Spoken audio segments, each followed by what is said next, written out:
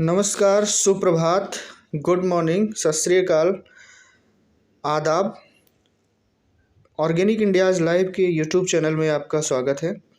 मैं अनुराग पांडे आज कुछ बहुत ही महत्वपूर्ण विषय पे आप लोगों से चर्चा करना चाहता हूँ।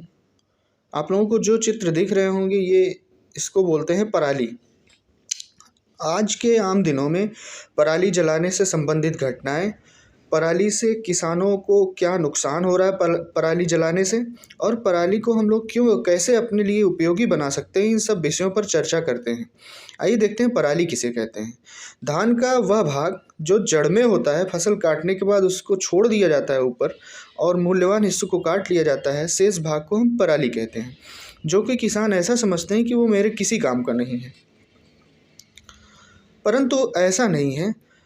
पराली को जलाने से किसानों को नुकसान होता है और उनके पास कुछ मजबूरियां भी हैं, जिससे वो पराली को जलाने की एक प्रथा में अपने आप को जानबूझकर झोंक देता है। और गेहूं और चावल दोनों की फसलों के बाद, गेहूं और धान की फसलों के बाद पराली को, जैसा कि आपको वीडियो में दिख रहा है, इस तरीके से आग लगा के जला देता है।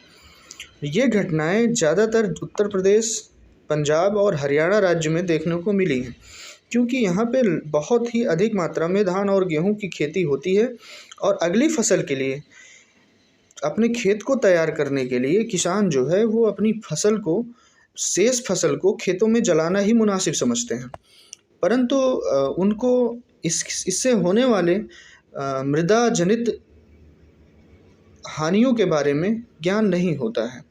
आइए हम लोग देखते हैं कि पराली जलाने से मृदा को किस तरीके से नुकसान हो सकता है, कैसे हम लोग पराली को एक खाद के रूप में परिवर्तित कर सकते हैं, कैसे इसको यूज़फुल बना सकते हैं, कैसे पराली से किसानों की आमदनी को बढ़ाया जा सकता है।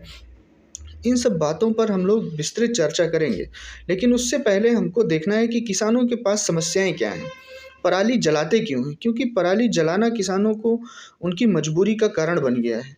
उसका निस्तारण करना इतना महंगा हो गया है कि पराली जलाना ही मुनासिब किसान समझते हैं। हम लोग देखते हैं कि ज़्यादातर रबी और खरीफ की फसल की कटाई के बाद पराली को जलाया गया है। अप्रैल के प्रथम सप्ताह व रबी गेहूं की बुआई के बाद, फसल की कटाई के बाद हम लोग गेहूं की पराली को जला देते हैं, और धान की पराली को भी हम लोग नवंबर के महीने में काट कर खेतों में छोड़ देते हैं और जला देते हैं, क्योंकि किसानों के पास इसके निपटारे के लिए कोई विकल्प नहीं है और जो भी मशीनरीज आती हैं वो बहुत ही वैल्यूएबल हैं, इसलिए उनको पराली को खेतों में ही जलाना पड़ता है। भारत सरकार की कुछ नीतियां हैं जो मिट्टी में जो भारत सरकार की कुछ नीतियां हैं जो कि किसानों तक नहीं पहुंच पाती हैं। जब हम पराली को खेत में जलाते हैं तो उससे हमारे पृथ्वी को बहुत से हानिकारक प्रभावों से गुजरना पड़ता है। जैसे पराली के जलाने से कीट व दीमकों की संख्या भी बढ़ जाती है, तथा हमारे मृदा में उपस्थित सूक्ष्म जीवों का जो वातावरण से पोषक तत्वों का फिक्सेशन करते हैं, उनका भी नष्ट हो जाना सुनिश्चित हो जाता है। पराली जलाने से वातावरण भी दूषित होता है और अक्टूबर नवंबर महीने में खासकर उत्तर प्रदेश, बिहार, दिल्ली, इन सब राज्य के लोगों को एक घरे कोहने जैसे प्रदूषण का सामना करना पड़ता है।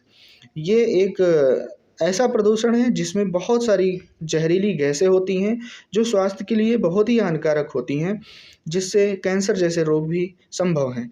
पराली और फसल के अवशेषों को जलाने के बाद उत्पन्न होने वाली गर्मी मिट्टी में प्रवेश करती है, जिसके परिणाम स्वरूप नमी और उपयोगी रोगाणु का नुकसान होता है। और पराली जलाने से दिल्ली में सर्दी की धुंध और दिल्ली में जो कोहरे जैसी समस्याएं बढ़ जाती हैं। पराली जलाने के नियंत्रण के लिए हमें उपाय करने चाहिए। सरकारों को भी इसके लिए किसानों की मदद करनी चाहिए। कुछ सरकारें इसके लिए अपने हाथ आगे बढ़ाई हैं, परंतु ये सहयोग मुनासिब नहीं है। किसानों को आर्थिक व सहयोगी इम्प्लीमेंट्स देने चाहिए, जैसे ये हुआ हैप्पी सीडर हुआ, हैवी रोटावेटर हुआ, और इस टाइप के जितने भी यंत्र हैं जो पराली को सीधे मिट्टी में मिला देते हैं, इन यंत्रों को सब्सिडी पर किसानों को आसानी से मुहैया कराए जाने चाहिए, जिससे इनका व्यापक रूप से उपयोग हो और पराली को जलाने से रोका जाए। गेहूं की फसल की बुआई के लिए जीरो टिलेज व्यवस्था भी इसमें लगाई जा सकती है। जीरो टिलेज से किसानों को अधिक फायदा होगा और पराली की फसल को खेतों में ही बायोडिग्रेबल करके उसमें गेहूं की डायरेक्ट सोइंग की जा सकती है। कुछ हमारे केमिकल्स भी हैं जो कि इनमें छिड़काव करके पराली को सड़ाया जा सकता है और इसको खाद के रूप में कन्वर्ट करके अपनी फसल के लिए पोषक तत्वों के लिए उपयोगी बनाया जा सकता है। पराली की फसल को जलाने और सड़ाने के अलावा इसको हम काट कर पशुओं के चारे के रूप में भी उपयोग कर सकते हैं। यह एक अच्छा किस्म का चारा भी बनाया जा सकता है तथा पशुओं के जैसे डेयरी प्रोडक्शन यूनिट्स आदि को सप्लाई किया जा सकता है, जिससे किसानों को अधिक लाभ होने की उम्मीद होती है।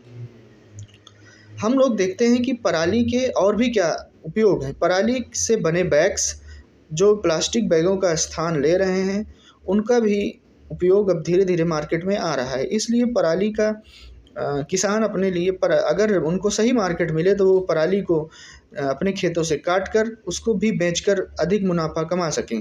प्रसिद्ध कृषि वैज्ञानिक डॉक्टर रमेश स्वामीनाथन ने सुझाव दिया है कि हरियाणा, उत्तर प्रदेश और दिल्ली की सरकारों को राइस बायोपार्क स्थापित कर लेना चाहिए, जो किसान को कार्डबोर्ड, कागज, पशु चारा सहित उत्पादों में पराली को बदलने में मदद करेगा।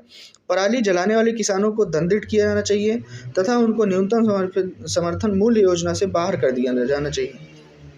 पराली न जलाकर सरकार को पराली का आर्थिक मूल्य देना चाहिए और उसे जैविक खाद, चारे व ईंधन के रूप में भी प्रयोग करने पर बल देना चाहिए, जो कि उद्योग स्थिर को आर्थिक रूप से व्यवहारकार उत्पादन में बदलने में सहायता करेंगे। पराली जलाने से संबंधित कानूनों को भी हम लोग देखते हैं। भारतीय दंड संहिता की धारा 188 पराली जलाने को अपराध बनाती है। इसे 1981 के वायु रोकथाम एवं प्रदूषण नियंत्रण अधिनियम के तहत अपराध घोषित किया गया है। नेशनल ग्रीन ट्रिब्यूनल (एनजीटी) ने भी 10 दिसंबर 2015 को उत्तर प्रदेश, पंजाब, हरियाणा और राजस्थान राज्यों में पराली जलाने पर भी प्रतिबंध लगा दिया है। नवंबर 2019 में भारत के सर्वोच्च न्यायालय ने पंजाब, उत्तर प्रदेश, हरियाणा सरकारों को पराली जलाने की प्रथा को रोकने के लिए भी वित्तीय प्रोत्साहन देने का आदेश दिया गया था। पराली जलाने के क्या विकल्प हो सकते हैं, हम लोग उस पर अध्ययन कर सकते हैं। कुछ वैकल्पिक उपाय हैं जो पराली जलाने से बचने में मदद करते हैं और वो इस प्रकार है। धान की पुआल आधारित बिजली संयंत्रों को बढ़ावा देना चाहिए, जिससे रोजगार के अवसर पैदा हों।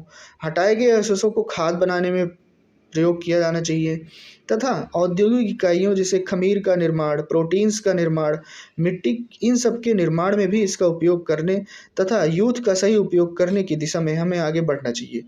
पराली को अगर हम लोग खेतों में सड़ाते हैं तो उससे सूक्ष्म जीवों की संख्या में वृद्धि होती है और फसलों को और अच्छे से ग्रो करने में मदद मिलती है। पराली जलाने को लेकर सुप्रीम कोर्ट ने भी तमाम टिप्पणियां की हैं, जिस पर राज्य सरकारों को अमल करना चाहिए। सुप्रीम कोर्ट ने कहा कि जो लोग पराली जलाने से बच रहे हैं या नहीं जला रहे हैं, उनको प्रोत्साहन दिया जाना चाहिए और पराली जलाने की प्रथा को बंद कर देना चाहिए। सुप्रीम कोर्ट ने कहा मौजूदा न्यूनतम समर्थन एमएसपी जिसको बोलते हैं कि इस व्यवस्था को उन लोगों को शामिल करना चाहिए जो लोग पराली नहीं जलाते हैं, उनको लाभ के रूप में इसको दिया जाना चाहिए। छत्तीसगढ़ मॉडल की बात करते हैं।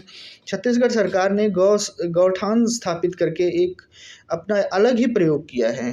गौठान 5 एकड़ भूमि का एक भूखंड है जो प्रत्येक गांव के उस ज़मीन पर होता है जहां पे लोग अपने पुआल को इकट्ठा कर देते हैं और सरकार उसको खरीद कर प्राकृतिक एंजाइमों, गाय के गोबर आदि को मिलाकर जैविक उर्वरक के रूप में परिवर्तित कर देती है। इस मॉडल से ग्रामीण युवाओं, खासकर कृषि ग्रेजुएट्स के लिए रोजगार पैदा हो रहे हैं और सरकार को भी इससे निपटने में बहुत ही मदद मिल रही है और इससे किसानों को आर्थिक लाभ भी हो जाता है। सरकार ने पराली को खेत से नज़दीकी गौठान तक पहुंचाने की योजना पर परिवहन का भी समर्थन मूल्य छत्तीसगढ़ सरकार ने देना शुरू किया है, जिससे ये योजना काफ़ी सफल रही है।